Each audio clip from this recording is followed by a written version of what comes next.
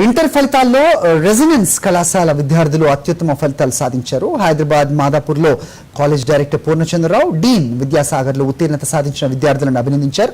తమ కళాశాల విద్యార్థులు 96% ఉత్తీర్ణత సాధించడం సంతోషదాయకమని కళాశాల డైరెక్టర్ పూర్ణచంద్రరావు తెలిపారు. 102 మంది విద్యార్థులు టాప్ 10లో నిలిచారని, విద్యార్థులు మంచి ఫలితాలు సాధించేందుకు అధ్యాపకులు, తల్లిదండ్రులు కృషి ఉంది అన్నారు. Very happy I got the state rank 467 out of 470, and I'm really happy I made my parents proud. I had a good experience in my first year in Residence College. And I got 466 out of 470. State second, I think so. So I'm happy to I got 466 out of 470. I'm from Resonance, so thank you to give me achieve this rank. So thank you once again to Resonance. I'm from Resonance from Maurya batch. I got to 466 out of 470. I really thank my sister for motivating me daily. And I thank Resonance platform for Pamela and Mark. Thank you so much.